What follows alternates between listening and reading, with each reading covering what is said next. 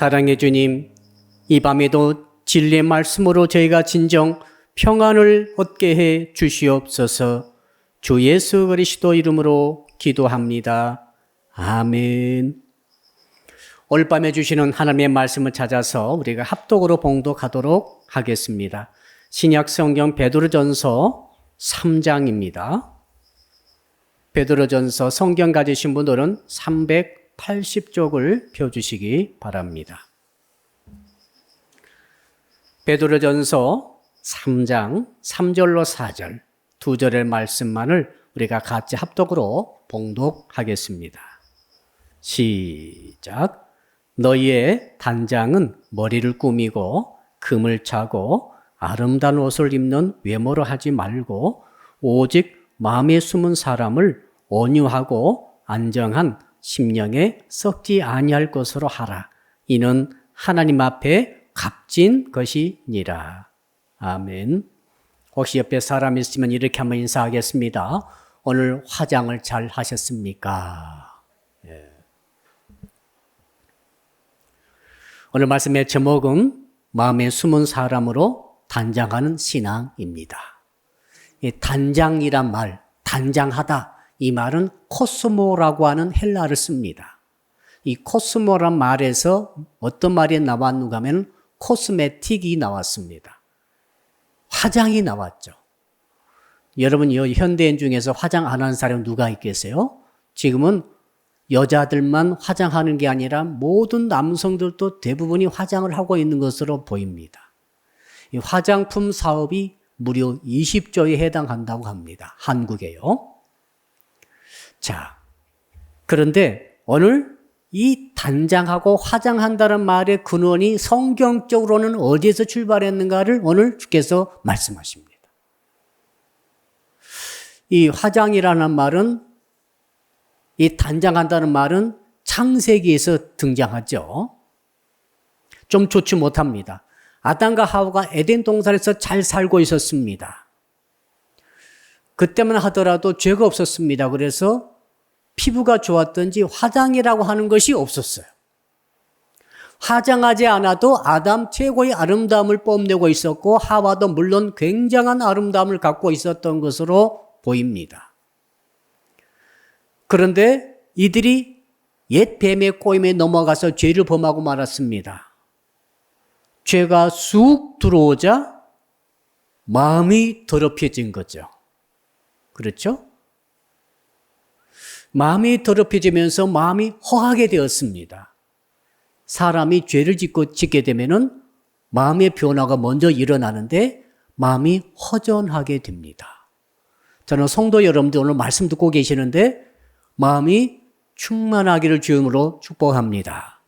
예수 그리스도가 계시고 성령님이 계시고 우리 안에 은혜가 있고 우리 안에 진리의 말씀이 있게 되면은 내 마음이 나도 모르게 담대해지고 담담해지고 든든해지고 뭔가 꽉 차 있는 것 같고 부족함이 없이 그런 마음을 우리가 갖게 되겠습니다.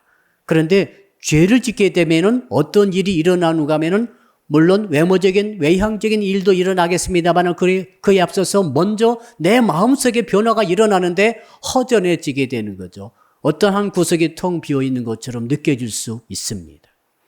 밥을 많이 먹어도 허전하기 때문에 밥을 계속 먹겠죠. 그렇죠? 어떤 일을 해도 허전함으로 계속 또 다른 일을 계속 추구하다 보니까 욕심을 계속 부리는 일이 있게 되겠습니다. 자, 그러니까 아담과 하와가 죄를 짓기 전에는 화장품이 필요 없었습니다. 화장할 필요가 없었습니다. 단장하지 않아도 그렇게 아름다울 수가 없었습니다. 그런데 죄를 짓고 보니까 마음이 허전함으로 이 마음의 허전함을 뭔가로 가리고 싶어진 거죠. 그렇죠?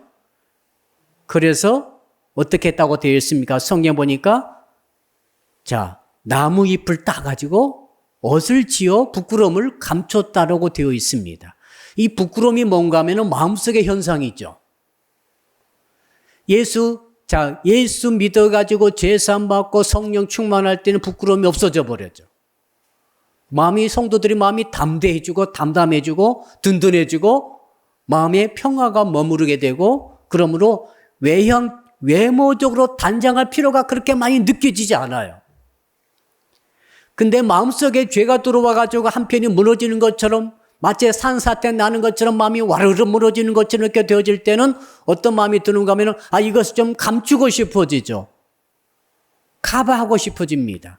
그래서 어디 없나 나의 부끄러움을 가릴 것이 없나 하고 찾다가 나무 잎을 따다가 이거 아무 소용 없죠. 햇빛이 비춰지게 되면 나무 잎은 말라서 사라지고 말게 될 것 아니겠습니까? 그걸로 나의 수치를 가리고자 할 때 그때부터 뭐가 있었습니까? 화장이 등장하게 되었다. 이렇게 봅니다. 자, 그러므로 단장하고 화장한다는 것은 특히 얼굴을 화장하고 꾸민다는 것, 몸을 꾸미고 외모를 꾸민다는 것이 그 출발은 어떻게 출발했습니까? 죄로부터 출발했다는 것이 성경의 증거입니다. 자, 오늘 본문의 말씀 보니까 사도 베드로께서 베드로 당시 성도들에게 아주 준엄하게 하신 말씀입니다. 어떻게 말했는가 하면, 성도 여러분들은 외모를 꾸미려고 그렇게 애를 쓰지 마시고 내면의 마음속에 숨은 사람을 꾸미십시오. 이렇게 강력하게 말씀하고 있습니다. 대상은 특히 여성들에게 말하고 있고 가정의 아내들에게 말하고 있습니다. 그때 당시 일부 아내들이 세상의 풍조에 밀려가지고 화장하게 되었고, 세상 사람, 예수 안 믿는 사람, 우상 숭배하는 사람, 타종교의 사람, 이런 이방 사람들과 똑같은 모습으로 외모를 다듬고 머리를 꾸미고 금고리 또 모든 고리를 차고 다니고 이렇게 옷을 화려하게 비싼 옷을 입고 다니려고 애쓰는 이런 모습들이 나타나므로 이 문제가 영적 문제로 드러난 것이죠. 그냥 단순히 화장하지 말라, 소소하게 하고 다니라 이런 말이 아니라 이 문제가 마음속에 우상 숭배적으로 흐르게 되고 악한 사단 마귀에서 꼬임받아서 넘어가게 되는 영적 문제를 발생시킴으로써 사도 베드로께서 외모를 단장하지 말고 마음속에 숨은 사람, 즉 마음을 단장하라고 말씀하신 줄로 믿습니다. 여러분, 우리가 세상 사는 것은 크리스찬만 모여서 사는 게 아닙니다. 그렇죠? 예수 안 믿는 사람과 똑같은 직장에 나가고 있어요. 우리 직장생활 하신 성도 여러분들, 우리 학교 다니는 학생 여러분, 학교 가면은 전부 다 하나님 믿고 예수 믿는 사람만 있습니까? 아닙니다. 자, 불신자와 무신론자와 타종교인과 이단 숭배자와 똑같이 같은 직장에 근무할 수 있고, 똑같이 같은 학교에 다닐 수 있고, 똑같이 같은 동네에 살 수 있습니다. 그러다 보니까 어떤 문제가 발생하는가 하면은 그 세상 사람들이 즐겨 부르는 것을 나도 즐거워할 수 있어요. 세상 사람이 잘 부르는 노래를 나도 부르고 싶어져도 나도 따라 부르게 됩니다. 그렇죠? 이게 얼마나 나쁜가 그런 말이 아니라 지금 한번 생각해 보십시다. 세상 사람이 좋아하는 것을 나도 좋아할 수 있게 되고, 세상 사람이 추구하는 것을 나도 추구하게 되고, 세상 사람이 그렇게 원하는 것을 나도 원하게 되고, 세상 사람이 그렇게 싫어하는 것을 나도 싫어하게 되고, 세상 사람이 판단하는 그 가치 기준을 나도 모르게 내가 나의 가치 기준으로 받아들이게 되더라 이 말입니다. 이게 어떻게 일어나는가 하면 내가 그렇게 해야지 이렇게 아니라 그냥 그 세상 사람 가운데서 우리가 살다 보니까 인생살이 세상살이 사회생활을 하다 보니까 이렇게 나도 모르게 내가 그것을 받아들이고 살고 있더라 이 말이죠. 화장도 마찬가지죠. 자, 세상 사람들이 하는 화장법이 있지 않겠어요? 저는 이제 화장법을 잘 모릅니다만은 이 화장법이 대단히 세분화되어 있고 굉장히 전문화되어 있다고 합니다. 그래서 화장으로 먹고 사시는 분들이 이 나라에 너무나 많죠. 네일 아트도 있고 말이죠. 우리 교회 앞에도 있죠. 피부관리 샵도 얼마나 많은지 모르겠습니다. 화장품은 기본이고 말이죠. 이 어마어마한 세상살이의 흐름, 풍조 속에서 우리 성도들이 따라가 살다 보니까 화장법을 몸 단장하는 것을 그들은 나도 모르게 다 배워가지고 하고 있더라 이 말이죠. 자, 여기까지는 괜찮은데 뭐가 딱 걸리는가 하면은 이러다 보니까 자꾸 외모를 단장하잖아요. 한번 따라합시다. 외모를 단장하고 있습니다. 외모를 단장하다 보니까 뭐가 있는가 하면은 하나님께서 보고 계시는 그 가치 기준에서 멀어지는 거예요. 하나님께서는 중심을 보시잖아요. 마음을 보시잖아요. 근데 사람들은 외모를 보잖아요. 먼저 어디 갔더니 키가 얼마나 크냐, 얼굴이 어떻게 생겼냐, 어떤 옷을 입고 있느냐, 또 뭐 명품을 들고 다니냐, 모든 것이 외모를 딱 판단하되 그걸로 합격과 불합격을 딱 정하는 것을 볼 수가 있습니다. 근데 우리 성도님들이 세상에 살면서 그런 외모적인 모든 가치관과 모든 가치 판단의 기준들을 우리가 완전히 떨쳐버리지 못한다는 것이 문제죠. 우리도 세상 살아야 되니까. 예수 믿는다고 그래가지고 생얼로 반드시 다녀야 된다, 이런 법이 없잖아요, 지금. 저는 자매님들이 화장도 예쁘게 잘하고 다니시기를 바랍니다. 근데 이게 이제 영적 문제로 걸리면은 이건 크리스찬들에게 심각한 결과를 가져오게 되는 것이죠. 자, 그 근거를 한번 4절에서 찾아볼까요? 4절. 우리 성도 여러분, 우리 같이 한번 4절 말씀을 읽어봅시다. 시작. 오직 마음에 숨은 사람을 온유하고 안정한 심령에 썩지 아니할 것으로 하라. 이는 하나님 앞에 값진 것이니라. 따라합시다. 하나님 앞에 값진 것이니라. 하나님 보실 때 높은 가치가 있다는 거예요. 그게 뭡니까? 마음을 단장하는 것이. 그러므로 마음을 단장하지 않고 외모만 단장하는 것은 하나님 보실 때 가치가 없어요. 하나님이 그걸 싫어하십니다. 하나님이 미워하세요. 하나님이 그것은 중요시하지 않으세요.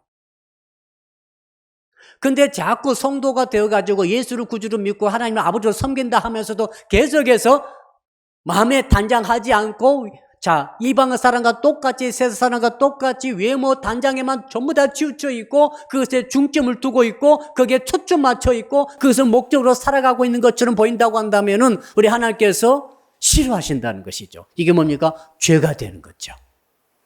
문제가 되는 것입니다. 화장이 싫은 게 아니라, 화장이 나쁜 게 아니라 화장하는 마음가짐 속에 하나님의 가치가 아닌 세상 가치가 들어왔기 때문에 그것에 사단 마귀 귀신의 역사가 함으로써 하나님께서 그것을 죄라고 판단하심으로 어느 사도 베드로께서 외모 단장에 대해서 강력하게 지금 여성들에게 특히 말씀하고 있습니다. 여성들에게만 주시는 말씀이 아니에요. 오늘 예수를 믿는 모든 남녀 성도들에게 주시는 귀한 말씀인 줄로 믿습니다. 자, 그래서 우리 하나님께서 말이죠, 어떻게 말씀하셨는가 하면은 특히 베드로 통해서 3가지를 이거 금지한다고 말했어요. 요즘 문화하고 다르기 때문에 이해하시고 들으세요. 우리 3절 한번 같이 읽어봅시다. 3절 시작. 너희의 단장은 머리를 꾸미고 금을 차고 아름다운 옷을 입은 외모로 하지 말고 3가지를 하지 말라는 거예요. 첫째, 머리를 꾸미지 말라. 요즘 미용실, 이발소 안 가신 분이 어디 있겠어요? 그렇죠? 우리 권사님도 미용실 가시죠? 우리 권사님도 가신단 말이죠. 예. 근데 베드로 때 당시에는 머리를 꾸미지 말라고 그랬습니다. 왜 그런가 하면은 그때 당시에 머리를 꾸미는 계층이 딱 정해져 있었어요. 그때 뭐냐면 음탕한 여인들이 머리를 꾸몄어요. 무슨 말인지 알겠죠? 지금은 음탕한 여인만 머리를 꾸민 게 아니라 모든 남녀 사람들이 전부 다 머리를 꾸미고 있고 머리를 가꾸고 있습니다. 근데 사도 베드로 당시에는 음탕한 여인, 그러니까 길거리 여인만 머리를 꾸몄어요. 울긋불긋하게 화려하게 뭔가 꾸미고, 아무튼 구체적인 머리 모습은 제가 모르겠습니다. 시간이 너무 흘러가지고. 그런데 그때 당시에는 머리 꾸미 여자가 나타나면 저 여자는 길거리 여자다라고 알았어요. 근데 이게 점점점 많아지는 거예요. 여성들이 이렇게 볼 때 머리가 아름답다고 느꼈겠죠. 그러니까 길거리 여자가 아닌데 어엿한 가정주부임에도 불구하고 세상 사람의 여자들이 점점점 머리를 꾸미는 쪽으로 가다 보니까 그 가운데 일부 교인 가운데 여성들이 머리를 꾸미고 온 거예요. 그래서 사도 베드로께서 하지 말라는 것입니다. 두 번째 금지사항은 금을 차는 것을 말하고 있죠. 이게 귀고리, 목걸이, 코고리, 그때는 코고리도 썼죠. 코고리, 발걸이, 팔찌, 이게 금으로 링을 만들어서 다는 것이 대유행이었어요. 대유행. 그런데 원래 그것이 창녀들과 이방 종교 숭배하는 여성들이 했던 일입니다. 지금은 다 하고 계시죠. 지금 저도 반지하고 있어요. 여러분 뭔가 고리 다 갖고 있죠. 꼭 비싼 거 아니라도 뭔가 고리가 다 있잖아요. 지금 어떤 사람은 혓바닥에도 하고 다니더라고요. 그건 정말 밥 먹을 때 어떻게 드시는가 궁금합니다만은 어쨌든 아무튼 자기들은 그것이 정말 유행이고 모두인데 사도 베드로 당시에는 그것이 누구라고요? 이방신을 섬기는 사람들이 했던 그 풍습이에요. 거기서 왔어요. 근원은 악해요. 현대의 문화는 됐지만은 근원을 우리가 생각해 보는 것입니다. 한번. 그러니까 성도 가운데 일부가 그렇게 하고 오니까 베드로께서 깜짝 놀라서 하지 말라고 하신 것이죠. 왜? 그거는 이방신을 섬기는 여성들이 했던 짓이다 그 말이죠. 세 번째 금지사항은 뭡니까? 아름다운 옷을 입는 것. 이것은 그때 당시에는 옷이 신분입니다. 신분. 지금은 신분 아니죠? 우리 조선시대 때만 하더라도 양반이 입는 옷과 천민이 입는 옷이 달랐어요. 간 모양도 다 달랐잖아요. 척 보면은 이 사람의 신분이 높은가, 낮은가, 중간인가를 중인인지 금방 알 수 있죠. 그러니까 그 사도 베드로 당시에 세상 사람들이 점점 옷을 화려하게 입기 시작했습니다. 왜? 자기 신분이 그렇게 안 되지만은 옷을 좋은 옷 입음으로써 자기 신분이 높다고라고 자랑하고 싶어서 그렇게 한 거죠. 과시하고 싶어서. 그 풍습이 교회 안에 들어와서 일부 성도들이 옷을 신분에 맞지 않게 화려한 옷을 입고 다니기 시작하더라 이 말이죠. 옷값이 대단히 비쌌어요. 지금 옷이 너무너무 싼 거예요. 사도 베드로께서 왜 그렇게 하셨겠어요? 한번 따라합시다. 외모 단장에는 영적 근원이 문제입니다. 우리는 항상 그것 생각해야 됩니다. 영적이란 말은 하나님이 어떻게 보시는가 이거예요. 하나님께서 우리 화장하고 있을 때 그거 좋게 보신다면 우리 화장 갖고 문제 삼을 필요 없습니다. 그렇죠? 외모 단장 가지고 문제 삼을 필요 없어요. 그러나 하나님께서 문제 삼으신다면 문제가 되는 거죠. 왜? 하나님 우리의 주 아니십니까? 영적인 문제가 걸리게 되면은 그 인생은 마귀에게 속임당하고 결국 죽임당하고 도둑질당하고 멸망하게 되기 때문에 그런 거죠. 심각한 거죠. 항상 그래서 우리는 영적으로 생각해 보는 것이죠. 오늘 본문에 딱 걸렸지 않습니까? 하나님께서 값어치 있게 보시는 것이 마음을 단장하는 것인데 마음 단장은 저기에 내버려 두고 마음은 온갖 것으로 더럽혀져 있는데 외모만 단장하고자 하는 것에 대해서 하나님께서 말씀하시는 것이죠. 하나님 중심 보시는 하나님이시기 때문에 이건 그때도 지금도 변함없습니다. 화장하는 문화가 지금은 대중화됐습니다만은 그때는 소수 이상한 길거리 여자만 했습니다만 그거와 상관없이 지금 외모를 보지 아니하시고 중심 보시는 하나님 그때나 오늘이나 그때나 똑같은 줄로 믿습니다. 그래서 오늘 이 원리를 가지고 우리 모습을 한번 비춰보는 것입니다. 자, 사도 바울께서 그렇다면은 화장 어떻게 해야 되는가를 말씀해 주셨어요. 제가 참고로 말씀드릴게요. 그럼 목사님 그러면은 우리 예수 믿는 사람들은 정말 생얼로 다닐까요? 저는 생얼로 다니는 것을 원치 않습니다. 못 알아보겠어요. 화장하고 다니는 얼굴만 보다가 갑자기 생얼로 나타나시면 너 누구야? 당신 누굽니까? 못 알아보겠어요. 화장하는 게 저는 더 좋을 것 같아요. 개인적으로 그래요. 근데 사도 바울께서도 베드로 말고 바울께서도 디모데서에 보니까 화장하는 법을 말씀해 주셨더라고요. 성도고 화장하는 법.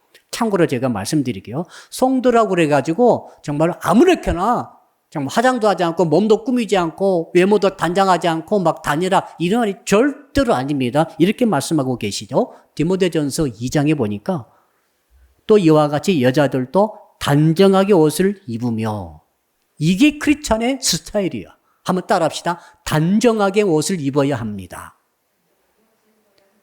성도는 단정하게 입어야 돼. 비싼 옷도 아니라, 명품이 아니라, 화려한 것이 아니라 단정하다는 것에 포커스가 있어요. 두 번째로는 소박함과 정절로서 자기를 단장하고, 소박함과 정절이 나옵니다. 그 다음에 하지 말라는 것이 있습니다. 따은 머리와 금이나 진주나 값진 옷으로 하지 말라. 지금과는 약간 다릅니다만은 한번 이 뉘앙스를 느껴보세요. 아, 예수 믿는 사람은 이렇게 해야 되겠구나. 이러면 안 되겠구나. 이게 좀 감이 잡힐 것 같아요. 그리고 마지막으로는 오직 선행으로 단장하라. 선행으로 단장하라. 착한 행실이 진정한 단장이라고 말하고 있죠. 자, 옷에 관한 것은 어떤 것이요? 소박한 옷. 그 다음에 단정한 모습이죠. 단정, 그 다음에 정절이 있는 모습. 정절은 성적으로 깨끗한 모습을 의미한다고 보여집니다. 자, 그렇다면은 이제 핵심으로 한번 들어가 봅시다. 도대체 하나님께서 우리에게 원하시는 단장이 무엇인가를 구체적으로 한번 들어가 보겠습니다. 자, 어떻게 해야 됩니까? 한번 따라 할까요? 마음속에 숨은 사람을 단장해야 합니다. 자, 사람이 두 가지가 있다 합시다. 외면과 내면이 있어요. 자, 우리 청년도 그렇죠? 외모가 있고 내면이 있죠? 우리 청년 딱 볼 때 제가 그렇게 생각합니다. 외모가 있어요. 이런 눈, 코, 입, 얼굴, 외모, 몸, 키, 몸무게, 이 모든 또 입고 다니는 옷, 머리 스타일, 신고 다니는 신발, 이런 외모 스타일이 있어요. 근데 그것이 그 청년의 전부가 아니에요. 또 하나의 그 청년이 있어요. 내면의 청년이 있죠. 그의 마음속에 어떤 생각 갖고 있고, 어떤 상상을 하고 있고, 어떤 삶을 하고 있는 마음의 흐름, 이 내면의 사람과 외면의 사람이 있다라고 보여집니다. 여러분 그러시죠? 그래서 이 두 가지가 딱 있을 때 오늘 하나님께서 우리에게 주시는 첫 번째 메시지는 뭔가 하면은 마음속에 숨은 사람을 먼저 프라이오리티, 먼저 우선권을 가지고 단장하라는 것입니다. 이게 하나님의 뜻이라는 거예요. 이해되시죠? 그래서 누가 좋습니까? 얼굴만 예쁘다고 여자냐? 마음이 고와야 여자지. 이런 옛날에 대중가요가 있었습니다만은 그 말이 오늘 본문의 말씀과 연결이 되는 것 같습니다. 하나님께서는 뭘 보신다고요? 네 마음에 숨은 사람을 먼저 단장하라는 것이죠. 내 마음에 숨은 사람은 단장하지 않은 채 외모만 단장하는 것을 내가 두고 못 보겠다는 것입니다. 왜 그렇습니까? 하나님의 성품에 맞지 않아요. 우리 하나님의 마음의 중심을 먼저 원하세요. 여러분 정말 하나님께 사랑받고 하나님께 축복받을 주시려면 먼저 여러분 외모보다 먼저 마음을 하나님 앞에 가꾸시기를 축복합니다. 이게 하나님의 원리예요. 원래 그래요 이게. 그러나 세상 그렇지 않죠? 세상은 마음은 어떠든지 마음이 아무리 악하든지 썩었든지 부패하든지 시기, 질투, 미미 가득 차 있든지 낙심, 막 이상한 저주 마음이 가득 차 있다 할지라도 외모만 깔끔하고 멀쩡하게 되면 그렇게 인정해버리는 것이 세상이에요. 정말 세상에 보는 시각과 하나님 보시는 시각이 너무너무 다를 수가 없습니다. 그래서 오늘 심야기도의 첫 번째 주시는 메시지는 도대체 나는 어떤 마음의 옷을 입고 있는가? 한번 따라 할까요? 아름다운 마음의 옷을 먼저 입읍시다. 자, 외형적으로, 외모적으로 엄청난 비싼 옷, 화려한 꾸밈, 이런 모든 것이 있다 할지 그건 나쁘다는 게 아니라 그것을 중점 둬버리고 마음을 단장하는 것을 깡그리 잊어버린 것에 대해서 문제 제기가 시간 되는 것이죠. 마음에도 옷이 있어요. 그래서 마음에 숨은 옷으로 마음에 숨은 사람을 단장하라 그랬잖아요. 그러니까 마음에도 옷이 있어요. 외모도 옷이 있어요. 또 제가 어떤 성도를 봤습니다. 외모는 비싼 옷으로 탁 치장하고 단장합니다. 양복에, 스커트에, 브라우스에 아주 싸지 않은 옷으로 깔끔하게 완벽하게 머리끝부터 발끝까지 다 입으셨어요. 얼마나 모습이 아름답습니까? 내가 갑자기 영안이 딱 열리면서 보았습니다. 영안이 열리니까 이제는 어떤 옷이 보이겠어요? 마음에 숨은 사람의 옷이 보이는 거죠. 영안이 갑자기 열리더니 딱 보니까 이건 웬일입니까? 다 떨어진 거지 옷을 입고 그때가 다 묻어있고 냄새가 나며 김치국이 뭐 흘러가지고 이걸 10년, 20년 되는 것을 한 번도 빨지 않고 냄새가 펄펄 하는데 그 옷을 입고 있는 거예요. 한번 상상해 보시라고요. 자, 당신의 마음이 입고 있는 옷이 어떤 옷입니까? 당신이 외모로 입고 있는 옷은 어떤 옷입니까? 이것이 차이가 안 나야 될 텐데 보니까 너무너무 차이가 나더라 이 말이죠. 그래서 사도 베드로께서 성령이 영감 받아가지고 성도들에게 강력하게 말한 것이 제발 네 마음에 숨은 사람의 그 마음을 단장하라. 왜 그렇겠어요? 사도 베드로께서 아마 다 보신 것 아니겠어요? 그 말은 안 나왔지만 사도 베드로께서 목회하는 그 성도들을 딱 보니까 어떤 성도 외모는 멀쩡한데 속은 그렇게 완전히 거지 옷을 입고 있고 완전히 떨어진 옷, 냄새나는 옷, 그 더러운 옷, 때 묻은 옷을 입고 있고 그런 외모적으로는 깨끗한 옷을 입고 이것을 정말 하나님 보실 때 두고 볼 수가 없기 때문에 사도 베드로를 통해서 이 말씀을 지적하고 계신 줄로 믿습니다. 우리 마음은 말이죠. 너무 빨리 더럽혀집니다. 자, 오늘 아침에 깨끗이 세탁해가지고 흰색 브라우스를 딱 입고 출근했는데 회사 갔다가 학교 갔다가 집에 돌아오면은 그 옷이 때가 탔어요, 안 탔어요? 때가 탔어요. 정말 세상은 먼지가 있기 때문에 그런지 몰라도 세상 옷을 입고 우리가 옷을 입고 다닐 때 세탁을 정기적으로 하지 않으면 그 옷은 곧 더럽혀지고 냄새납니다. 그래서 우리가 그렇게 하죠. 날마다 옷을 갈아입을 수도 있고 정기적으로 세탁을 반드시 해야만 합니다. 여러분, 마음의 옷도 똑같아요. 우리가 마음의 옷을 입고 있습니다. 예수 믿고 나서 회개 기도하고 마음이 깨끗해졌습니다. 정결해졌습니다. 그래서 그 옷을 입고 주 앞에 간절히 기도하면서 착한 마음으로 살다 보니까 마음의 옷이 깨끗한 거죠. 세마포처럼 흰색 옷이 막 빛이 날 것처럼 깨끗한데 이 옷을 입고 마음의 옷을 입고 하루 출근하고 이틀 다니고 3일, 4일, 5일, 한 달, 2달 다니면서 나도 모르게 내가 의도하지 않았는데 내 마음의 옷이 점점 더럽혀지고 말았다는 것이죠. 때가 흐르기도 하고 먼지가 묻기도 하고 김치국물이 흐르기도 하고 근데 마음의 옷은 안 보이잖아요. 눈에 안 보이는 것이 문제입니다. 내 마음의 옷이 완전히 더럽혀지고 나중에 떨어지고 찢어지고 냄새나고 기름때 묻고 해가지고 정말 입을 수가 없는데 눈에는 안 보여요. 자기 눈에도 안 보이고 옆에 있는 사람 눈에도 안 보입니다. 오직 주님의 눈에만 보이시는 거죠. 이 마음은 속히 더럽혀집니다. 이걸 여러분 아셔야 돼요. 그래서 한 번은 주님께서 그런 말씀하셨죠. 마태 15장 18절로 19절에 마음에 대해서 이렇게 말씀하셨습니다. 입에서 나오는 것들은 마음에서 나오나니 이야말로 사람을 더럽게 하느니라. 마음에서 나오는 것은 악한 생각과 살인과 간음과 음란과 도적질과 거짓 증언과 비방이니. 우리 주님께서 사람의 마음이 이렇게 입고 있는 마음의 옷을 보니까 7가지가 막 더덕 붙어 있는 거예요.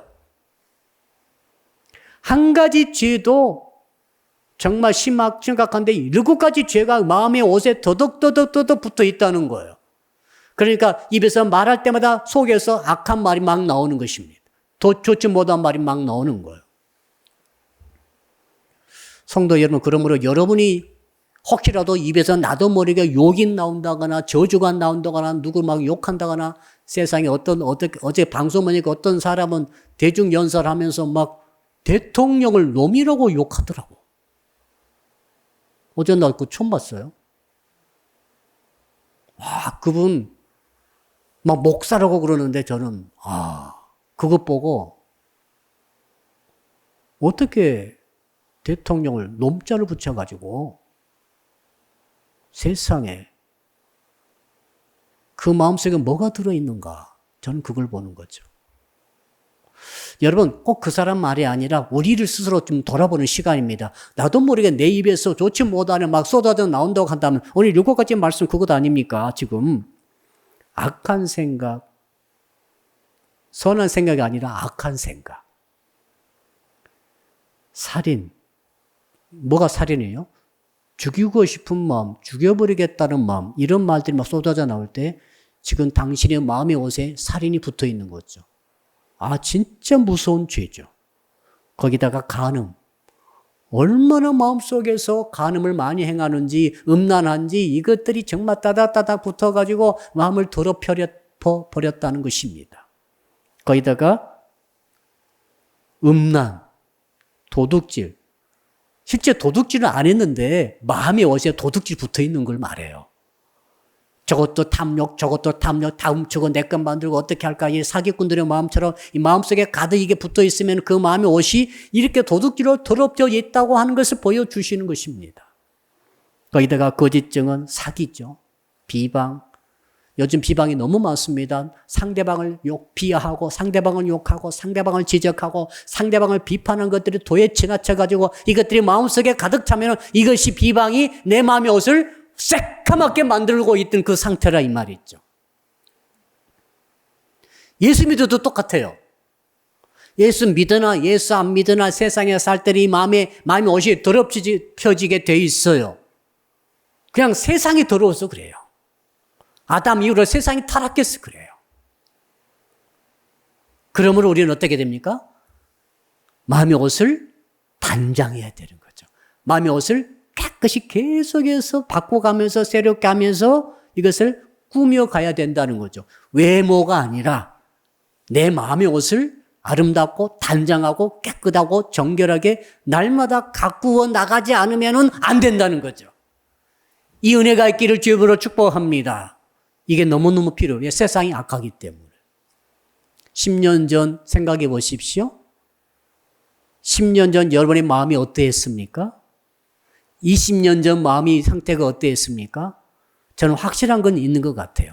제가 이렇게 살다 보니까 30년 전, 40년 전, 50년 전 내가 갖고 있던 그 생각, 그때 당시에 내 마음의 옷의 상태, 그리고 지금 50년 지나가지고 내 마음의 옷의 상태가 훨씬 더 더러워졌어요. 이게 문제더라고요. 그러니까 세상에 오래 살면 살수록 세상이 흐르면 흐를수록 시대가 바뀌면 바뀔수록 더욱더 세상은 악해져 가요. 이게 무슨 말인가 하면 사람들의 마음이 악해져 가요. 사람들의 마음이 더럽혀져요. 사람의 마음의 옷이 완전히 난장판이 돼 있어요. 그러므로 이런 시대일수록 우리가 어떻게 해야 됩니까? 오늘 메시지가 더욱더 절실할 줄로 믿습니다. 마음의 옷을 단장해야 되는 거예요. 그렇지 않으면은 똑같이 세상 사람과 똑같이 돼버립니다. 로마의 역대 황제 중에서 가장 사악한 왕이 있었죠. 흉폭한 왕이 있었습니다. 네로 황제 아닙니까? 네로 황제는 말이죠. 자기 신심을 올리기 위해서 로마 시내에 불을 질러 놓고 나중에 그 죄를 크리스찬에게 뒤집어 씌워서 크리스찬들을 집단 학살했습니다. 그 나무꽃쟁이에 크리스찬들을 찍어서 올려놓고 기름을 발라놓고 밤새 횃불로 태웠어요. 말로 하기 끔찍합니다. 그러니까 그때 그 당시 모습이 길거리에 말이죠. 쫙 수백 명의 그 불타는 시신들이 쫙 있었어요. 그리고 시를 지었답니다. 이 네로 황제는 말이죠. 얼마나 악한 사람이든지 자기 어머니를 죽였어요. 자기 아내를 죽였어요. 조금만 의심 나면 다 죽였어요. 근데 아십니까? 처음에 네로가 황제가 됐을 때는 그렇지 않았어요. 처음에 순수한 마음으로 황제가 딱 됐을 때는 말이죠. 어떤 일이 있었는가 하면은, 자, 부하가 대신이 이제 이 사람 사형시켜야 됩니다. 결제해 주세요라고 황제에게 결제 서류를 갖고 왔을 때 딱 보더니 네로 황제가 눈물을 글썽해서 이렇게 말했습니다. 어떻게 내가 사람을 죽이라고 결제할 수 있겠느냐? 차라리 내가 글자를 몰랐으면 좋겠다. 믿어지지 않지만 그런 기록이 있어요. 근데 나중에는 아내도 어머니도 상관없이 다 죽이는 정말 아수라 같은 사람이 되고 말았어요. 문제가 뭡니까? 계속 외모만 단장하는 것으로 가고 자기 마음 단장할 시 얼마나 필요한가를 모르는 거죠. 그래서 마음은 찢어지고 상처받고 악해지고 더러워지고 이것 계속 누더기 되고 계속 10년, 20년 쌓여져 가면서 더욱더 삭해져 가죠. 더욱더 악독해져 가는 거예요. 여러분, 우리 마음도 그렇지 않습니까? 만약 성도 여러분들이 지금 대면 예배를 못 드리고 지금 온라인 예배 드리고 계시는데 이 마음을 새롭게 하시는 이 일, 마음에 숨은 사람은 단장하는 이 일을 게을리하게 된다면은 우리도 악해져 갈 수밖에 없는 거예요. 우리도 더러워질 수밖에 없는 거예요. 나중에는 이 한계가 넘어버리면 죄를 이길 수가 없어요. 죄를 이기지 못하면 마귀에게 지는 것이고 마귀에게 진다는 것은 주께서 주신 축복을 다 뺏기는 것이고 나중에 영생까지 담보하지 못하는 상태에 이르지 않겠습니까? 한번 따라합시다. 마음에 숨은 사람을 꼭 단장합시다. 아멘. 히틀러도 그랬죠? 성도 여러분, 우리 김구 선생님 얘기 드릴게요. 김구 선생님은 스스로 생각하시기를 외모가 너무 안 생기신 거예요. 혹시 김구 선생님 초상화 보셨죠? 사진 보셨죠? 알고 있어요? 예.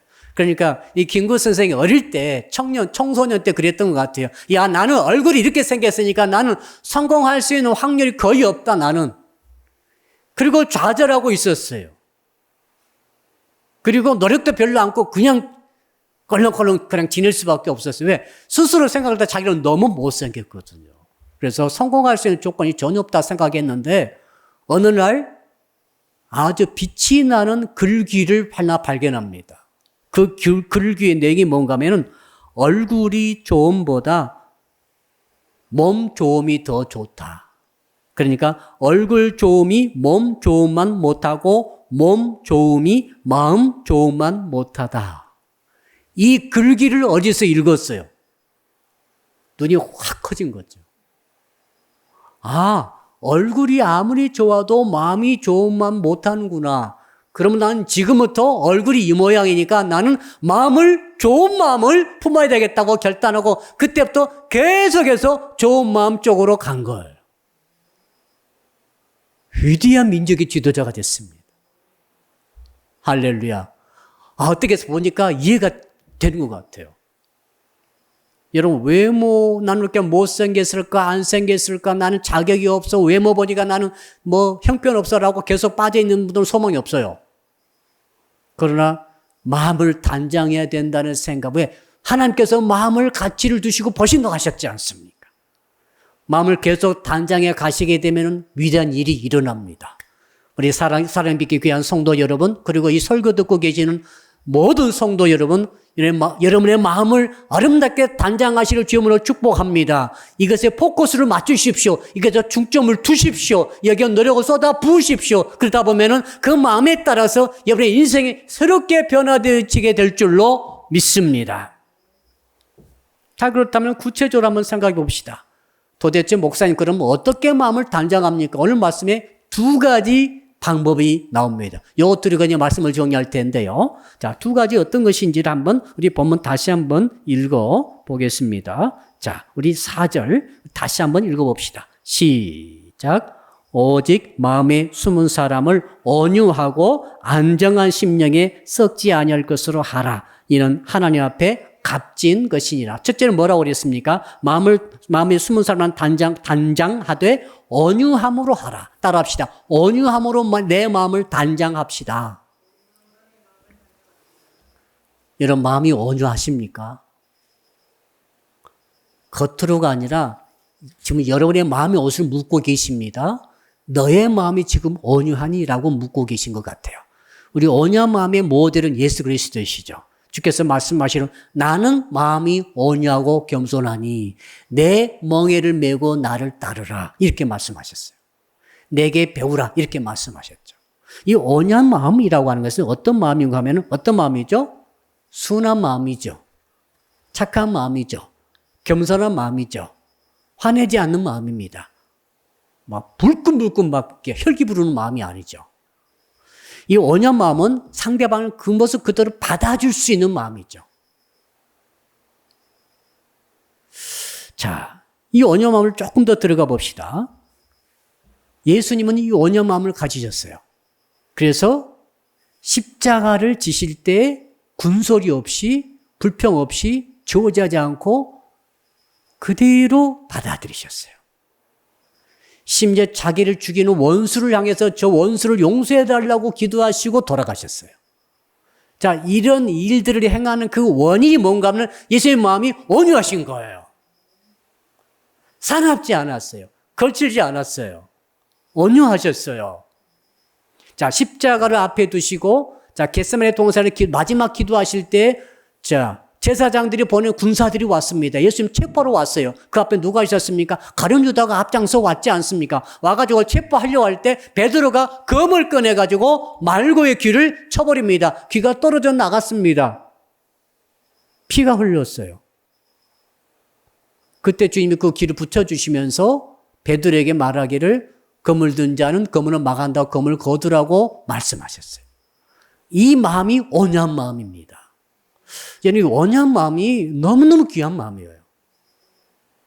자, 우리 권사님과 우리 청년들이 온유하기를 축복합니다. 겉태도가 아니고 마음이 옷이 온유함으로 단장하기를 주임으로 축복합니다. 이걸 하나님이 좋아하세요. 모세가 지상의 모든 사람마다도 온유함이 극도에 달했다고 말씀하고 있죠. 하나님이 그래서 그를 쓰신 거죠. 온유한 사람을 쓰시는 것입니다. 왜? 하나님이 온유하시기 때문에. 쓰임받으려면 거칠고 과격하고 사납고 막 칼로 쳐버리고 찔러버리고 성격대로 말해버리고 욕해버리고 이런 것보다 온유하신 성품 가지신 분들을 하나님이 쓰십니다. 값지게 여기십니다. 이유가 뭐니까 주님이 온유하셨어요. 모세가 온유했어요. 물론 실수를 한번 했지만은 사도 바울이 온유해지셨어요. 처음에는 온유하지 않았죠. 처음에는 싸나웠죠. 처음에는 거칠었죠. 처음에는 크리스찬을 잡아 죽이려고 앞장서 갔죠. 그러나 그가 예수 그리스도를 만난 다음에 점차 온유해지셔서 나중에는 완전히 온유하신 사도 바울이 되셨어요. 끝까지 자기를 치는 사람들을 부둥켜 안고 매를 맞으면서 감옥에 갇히면서 돌에 맞으면서도 마지막 달려갈 길을 끝까지 달려갈 수 있었던 그 근본 동력이 어디서 왔는가 하면 그 온유에서 온 거예요. 성도 여러분, 이 온유함으로 여러분의 마음을 단장하시기를 주임으로 축복합니다. 두 번째 한번 따라 할까요? 안정한 것으로 단정하라. 안정한 것으로 단장하라. 이 안정한 것이란 말이 quiet spirit이에요. 그러니까 정숙한 마음, 고요한 마음, 잔잔한 호수처럼 미동되지 않고 그대로 있는 마음, 세상이 뒤집어지고 엎어지고 난리가 나고 막 정말 싸움이 일어나고 갈등이 일어나고 멱살 잡고 울고불고 욕을 해야 되고 비판하고 지금 세상이 그렇죠? 세상이 지금 그렇잖아요. 그런데 안정한 마음 가지신 분은 그러든 말든 마음이 편한 상태를 유지하는 거예요. 이런 마음이 하나님께서 좋아하십니다. 이런 마음을 가지라고 하시죠. 자, 갈릴리 호수가 풍랑이 일어났습니다. 배 타고 있는 제자들이 난리가 났습니다. 주 우리가 다 죽게 되었나이다 난리가 나는데 주님은 고물에서 고물 베우시고 안정한 마음으로 굉장히 고온히 주무셨다고 되어 있어요. 놀랍죠? 여러분, 풍랑이 얼마나 무섭습니까? 풍랑이 일어나면 어떻게 배가 요동치겠잖아요. 막 침몰 위기했는데도 불구하고, 자, 배 안에 물이 막 다 들어왔는데도 불구하고 어떻게 주님이 고물을 베시고 태평스럽게 주무실 수가 있었을까? 그 근본 동력의 근원은 뭡니까? 예수님의 마음속에는, 마음의 옷은 완전히 안정한 옷을 입고 계셨구나라고 하는 것을 알 수 있습니다. 여러분의 집안에 어떤 사람이 필요합니까? 여러분의 가정에 안정한 사람이 필요합니다. 가정에 한 사람은 안정한 사람이 있어도 가정이 뒤집어지고 들썩거리고 엎어지고 막 찢기고 깨질 것 같다 할지라도 안정한 사람 때문에 깨지지 않아요. 막 큰 문제가 발생해도 그 사람 오게 되면 큰 문제가 아닙니다. 예를 들어볼까요? 자기 아기, 5살짜 아기가 밖에 돌아다니고 걸어가다가 넘어져가지고 무릎이 깨졌어요. 막 울고불고 들어옵니다. 막 하고 들어올 때 엄마가 더 들썩거리고 누가 그랬냐고 막 화를 내고 막 하게 되면 아기는 더 울어요. 그렇죠? 그 편들어준 것 같으면 더 울어요. 그런데 엄마가 괜찮다. 엄마 마음이 quiet spirit이야. 와, 잔잔해가지고 이 아이는 울고불고 난리 났습니다. 아들아, 너 이거 다친 건 아무것도 아니야. 괜찮아. 너 크려고 그래. 흥분하지도 않고 화내지도 않고 속상해하지도 않고 평온 가운데 이렇게 딱 받아들이는 그 아들이 괜찮아 엄마 하고 아들도 괜찮아지는 거예요. 교회에 어떤 사람 필요하겠어요? 호들갑 떠는 사람이 여러분 중요한 거 아닙니다. 정말 멋진 사람 중요한 게 아닙니다. 안정한 콰이어트 스피릿 가진 사람이 교회에 계셔야 돼요. 그래야 교회가 무슨 일이 생겨가지고 난리가 났다 막 너 죽이네 나 살리네 하더라도 안정한 사람이 딱 있게 되면은 교회 문제가 잠잠해져요. 풍랑이 잔잔해지듯이. 여러분 이 나라에 어떤 사람 필요합니까? 저는 이 나라 지도자가 그래야 한다고 저는 믿습니다. 지도자가 어떤 사람이어야 됩니까? 정말로 뚝심 있게 안정된 마음을 갖고 유지되고 있는 그 사람을 뽑아야 돼요. 그 사람은 진짜 지도력이에요. 그러지 않고 막 비판하고 비난하고 공격하고 싸납고 강하고 막 혈기를 막 뿌리고 여러분 그런 사람 뽑지 마세요. 진짜 파워는 말이죠. 저기 어떤 말을 하더라도 웃으면서 팍 받아들이면서도 그분의 심지가 콰이트 스피릿에서 다 유지가 되면서 할 일을 다 하신 그분. 이런 사람이 지도자입니다. 이런 사람이 성도입니다. 왜 그런지 아세요? 하나님은 그 사람 편입니다. 여러분 어느 쪽입니까?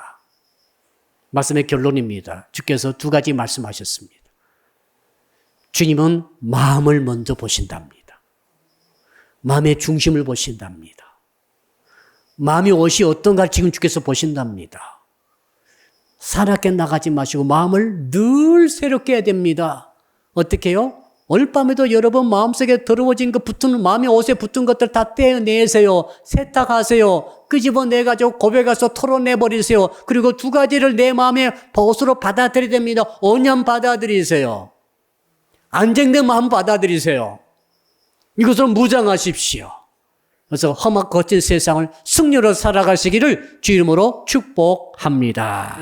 여러분 2손 높이 드시고 각 가정에서도 다 들고 기도하세요. 우리 주여 부르면서 간절히 기도할 때 오늘 일단 10분 동안은 오늘 주신 말씀 붙들고 기도하겠습니다. 주여 부르겠습니다. 주여 살아계신 아버지 하나님 마음에 숨은 사람을 단장하라고 하는 말씀에 들었나이다. 오늘 이 주신 말씀 붙들고 우리가 주 앞에 기도하기 원합니다.